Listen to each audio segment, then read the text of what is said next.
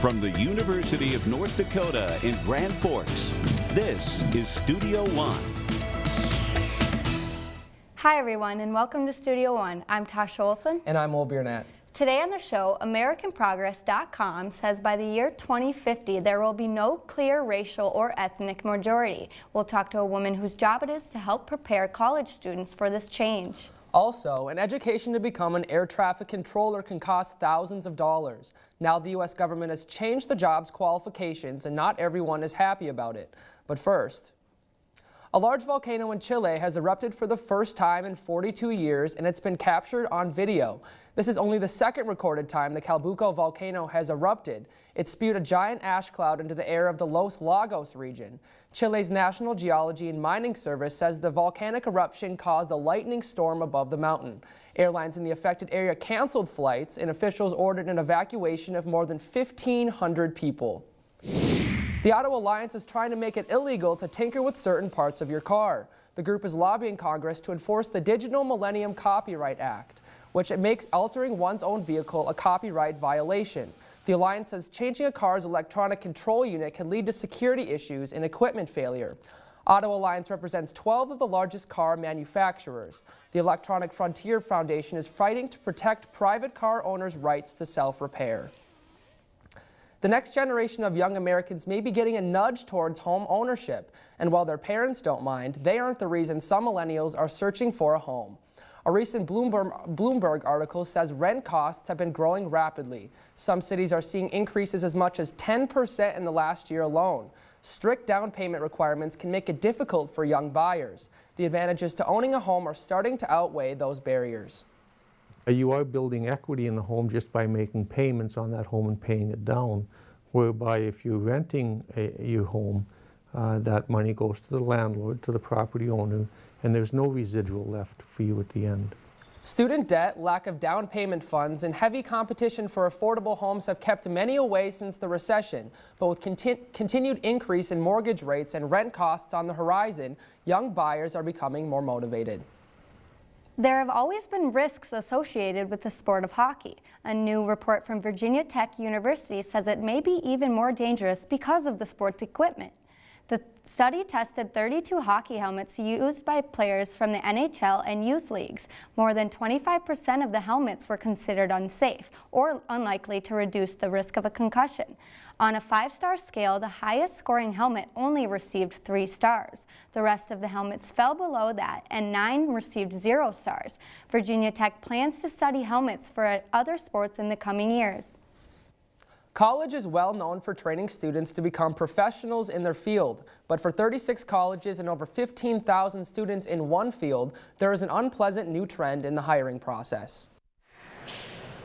Students at the University of North Dakota's School of Air Traffic Control are gearing up for another day of class. But for Allison DeJoy, who is set to graduate in August, it's been hard to land her first job. I had a headache after. It was a lot of thinking about, am I answering this right? What are they going to think? Are they going to want me? Are they going to pick somebody else?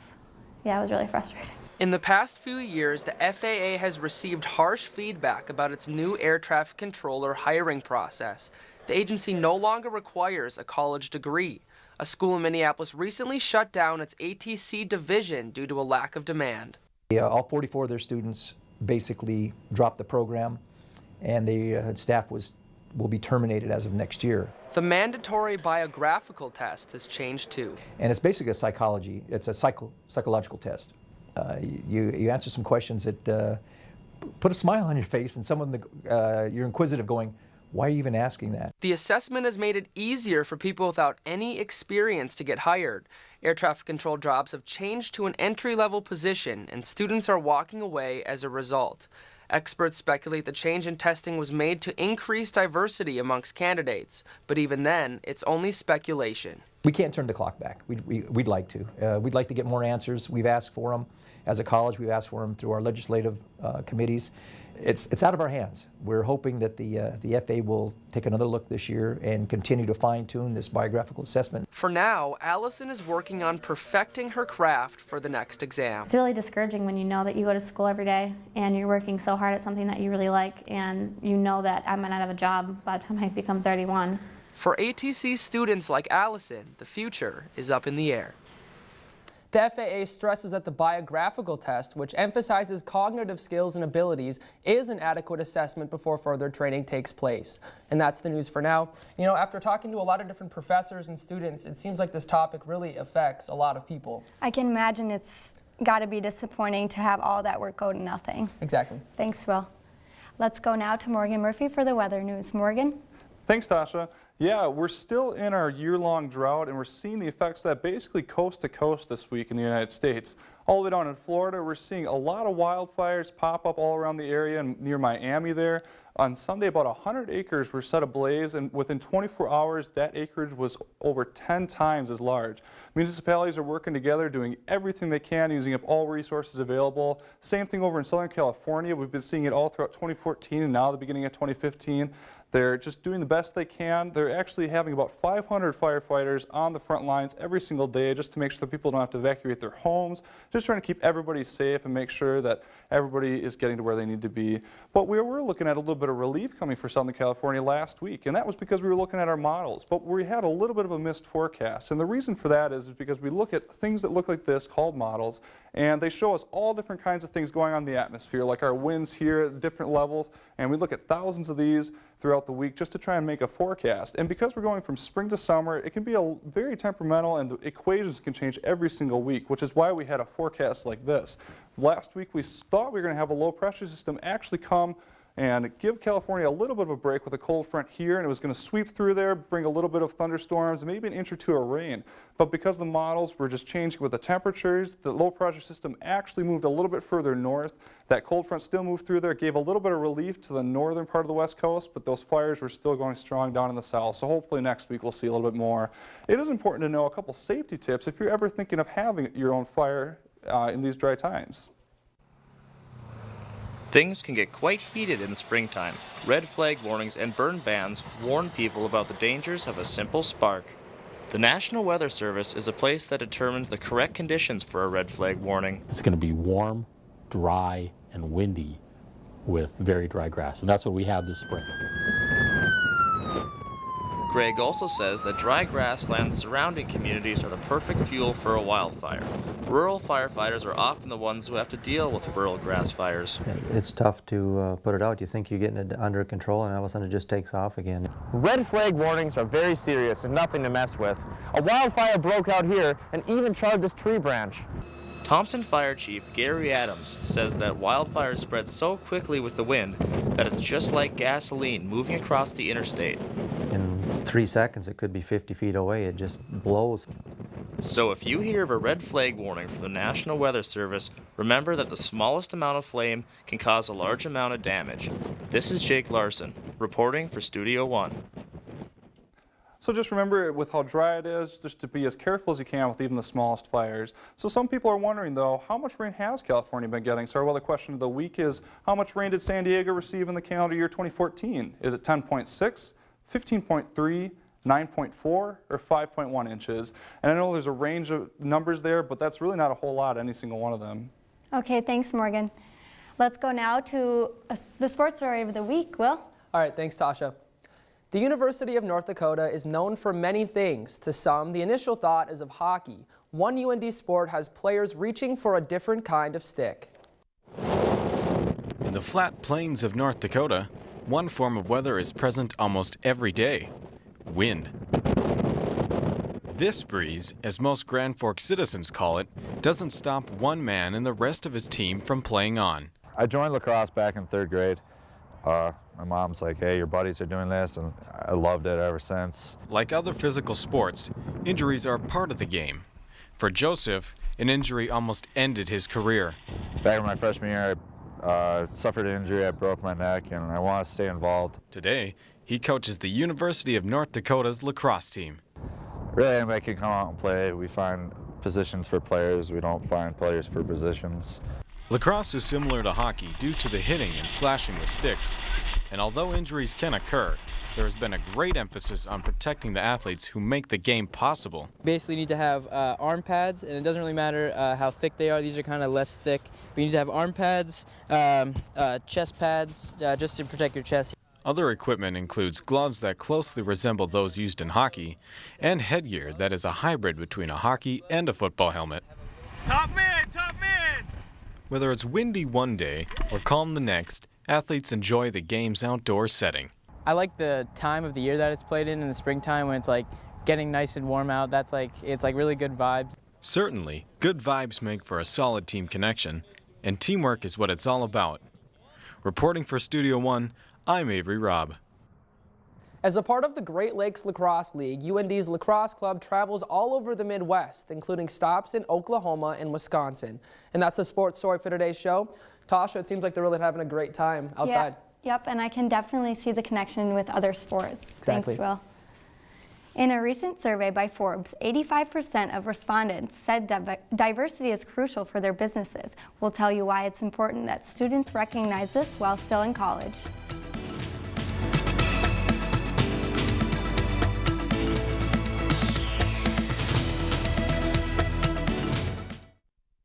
Closed captioning for Studio One is underwritten in part by NDAD, helping others to help themselves.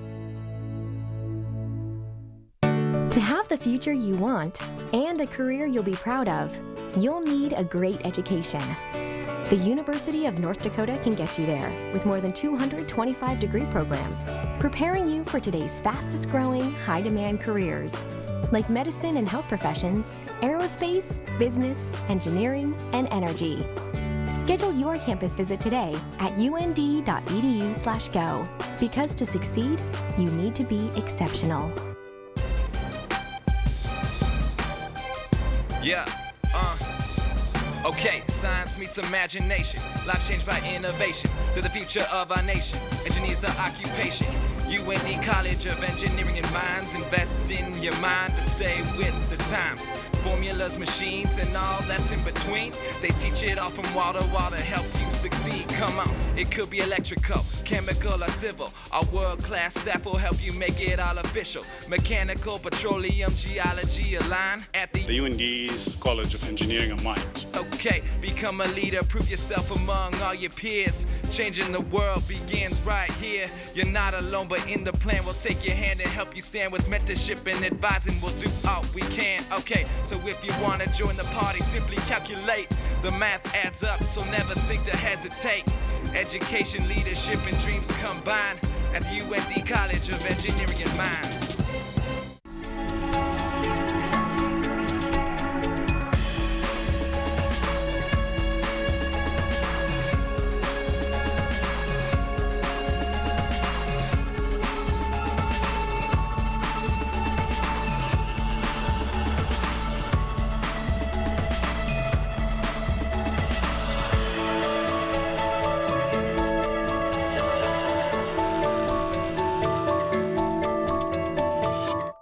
Closed captioning for Studio One is supported in part by the Listen Center, enriching the lives of people who have intellectual disabilities with choices in community recreation.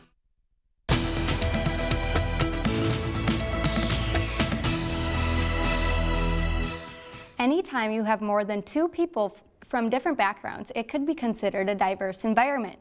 This means you can encounter diversity at work, school, or even at home.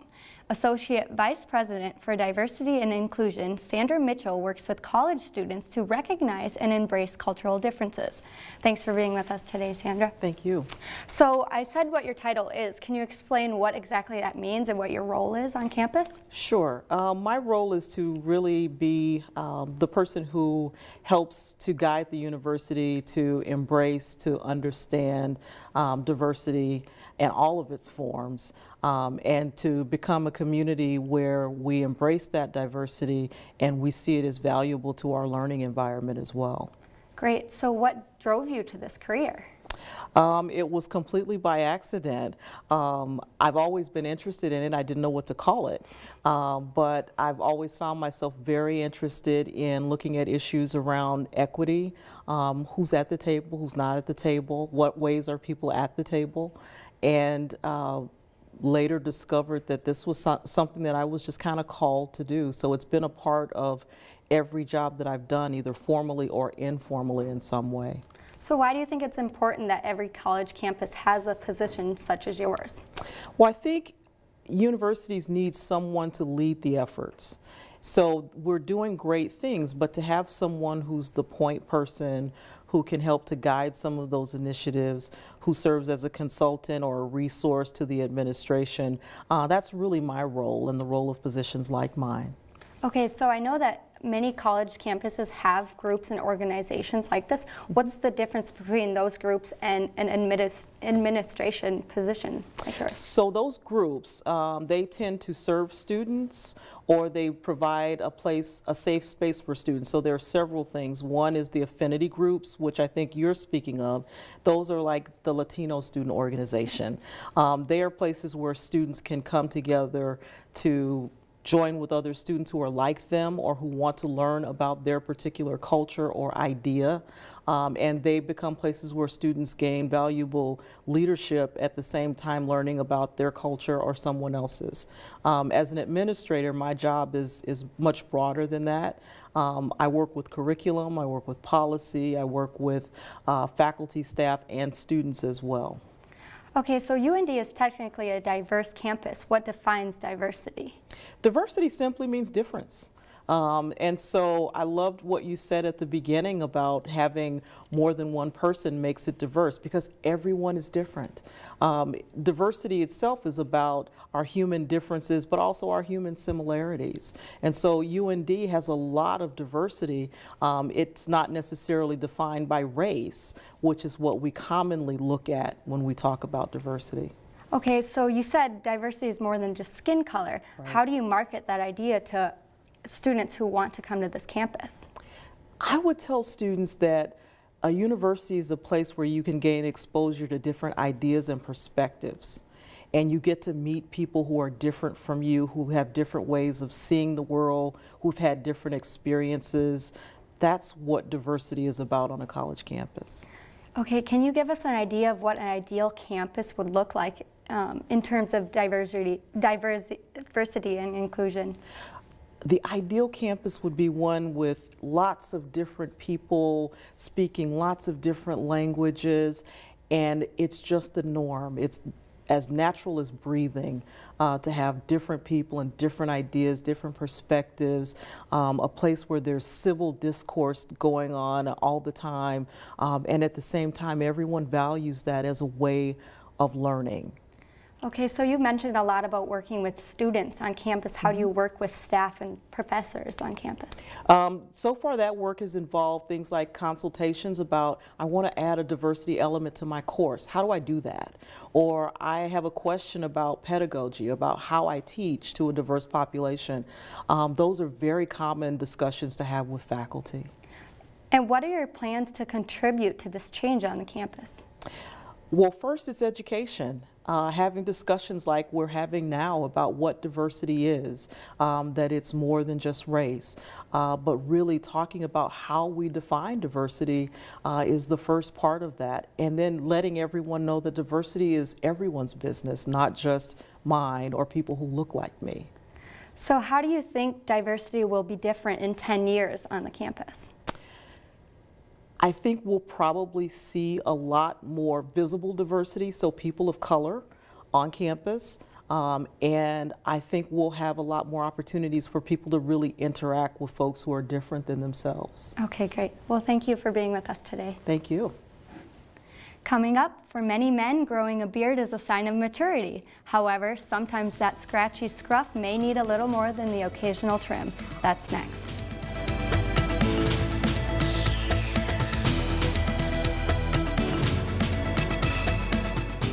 Studio One closed captioning is underwritten in part by Options, your disability information source.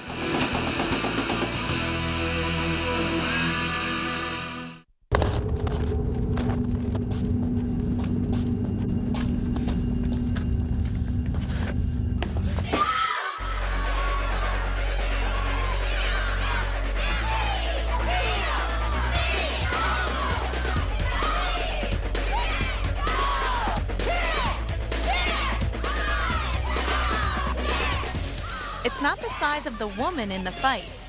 It's the size of the fight in the woman. To have the future you want and a career you'll be proud of, you'll need a great education. The The University of North Dakota can get you there with more than 225 degree programs, preparing you for today's fastest growing, high demand careers, like medicine and health professions, aerospace, business, engineering, and energy. Schedule your campus visit today at und.edu/go. Because to succeed, you need to be exceptional. North Dakota is facing challenges in healthcare delivery. The University of North Dakota School of Medicine and Health Sciences is building a place to help meet the state's healthcare needs. In addition to a new structure, we're also building interaction between healthcare professionals while building a workforce through expanding class sizes. We're inspiring our youth to engage in healthcare careers and exploring ways to reduce disease. It starts here and ends here, building a better future for North Dakota.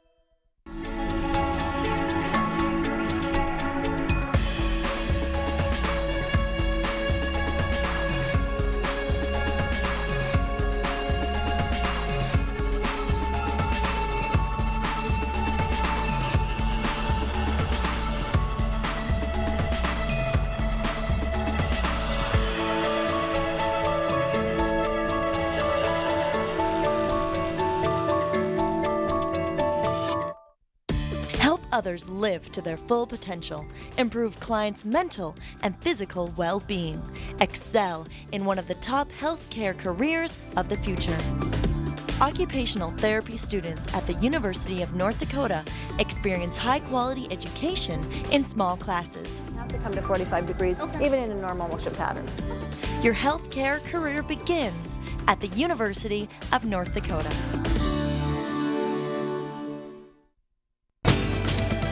If you would like to attend a live show, go to our website at studio1.und.edu.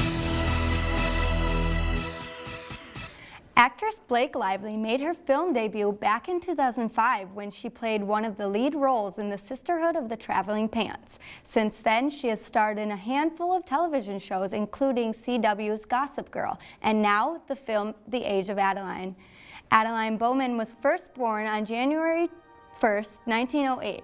On a cold winter night in 1935, a freak accident makes Adeline immortal. The secret about her inability to age seemed easy for Adeline to keep until a past relationship collides with a new love. The approach to this character was a very unique one because I almost felt like I had to play so many different women within one. In order to move Adeline through the 20th century, her look needed to change, which included her clothing, hair, and makeup. To create the period-perfect look, the film stylist looked through vintage magazines, old books, photographs, and even classic movies. By the end of the film, Adeline has gone through more than 50 different looks. The Age of Adeline is released April 24th with a PG-13 rating. The CEOs of large companies are known to make much more than people in entry-level jobs. However, that pay discrepancy may be even bigger than some people realize. A recent analysis by USA Today shows the co-CEOs of Chipotle earn the equivalent of $13,500 an hour. Compare that to the average of $9.15 employees make per hour working at the restaurant. We wanted your thoughts on which professions should be paid like CEOs. I would say teachers and probably addiction counselors or other health workers. More about they shouldn't make that much money rather than who should make that much money. The people who have the most responsibility are the ones who should be paid most. Teachers and nurses, because the amount of time that it takes to actually do that profession is much more than people think. I think teachers should be paid more because as a kid you grow up and who do you learn from is your teachers, and without teachers I wouldn't be who I am today. Probably medical or technology, just because they're innovating, finding new ways to cure things, that kind of thing. Anytime that you've gone to continuing education and you've put your time and money into your development and your personal development, I think that you should earn a good living. A comment from Facebook from Jenna in Minneapolis, Minnesota says, I don't think anyone deserves $13,500 per hour. Pay should be more equally distributed throughout companies to make it fair. Luke from Grand Forks, North Dakota says, CEOs of large companies are hired so they can increase the investor's return on investment that has absolutely nothing to do with minimum wage or an hourly pay rate. Facial hairstyles come and go with the times, and some say it says a lot about a man. We found a man whose facial hair has grown into an idea. Powerful all day. In his modern-day home, Josh Evenson has grown close to a traditional mark of manhood. It's just kind of a fun thing to do and shows you personality, I think. Josh is an entrepreneur. He feels he has something to contribute to the bearded community. It's an all-natural product that promotes growth and provides relief if you have itchy skin underneath. The creation of Dakota beard oils did not happen overnight. Josh began with trial and error of different scents, like floral cinnamon and fresh-cut wood. He then added essential oil blends in order to make each beard unique. I've always been into customizing and making things my own and tweaking it and putting my own little twist on it. Something that may seem tedious, Josh finds enjoyable. His final product gives him more than just facial freedom. Just satisfaction of providing a good product to another beard. Josh considers Dakota beard oils to be more of a hobby than a business. He feels comfortable. Not quitting my day job at the time, just kind of doing this on the side and making people happy and having fun while doing it. Like most small business owners, Josh is always looking for feedback. The more he knows, the more he grows. I'm Alex Amon, reporting for Studio One. Josh says he enjoys personally delivering his product because it gives him a chance to meet his fellow bearded. The product can be found on Etsy or the Dakota Beard Oil Facebook page. And was that fresh cut wood scent? Yeah, I think it's interesting because it fits into the whole idea of manliness. Exactly. Thanks, Will. Now Morgan joins us in our studio with a final look at the weather. Morgan? Thanks, Tasha. Yeah, this week we're looking at those warmer temperatures gradually making their way eastward for the rest of the country, while the East Coast still going to be a little bit below average as far as temperatures go. Moving over to precipitation for this week, Southern California still looking pretty dry as well as the rest of the Midwest, but Florida might get a little bit of relief from those fires down there with some thunderstorms this week. That brings us back to our weather question of the week. How much rain did San Diego receive in 2014? And the answer is actually 5.1 inches, which isn't a whole lot at all. No, I've heard of storms just alone having that much rain. Exactly, yeah. All right, thanks, Morgan. And that's our show for today. As always, you can follow us through social media or get more information on our website. From all of us at Studio One, have a great week. See you next time.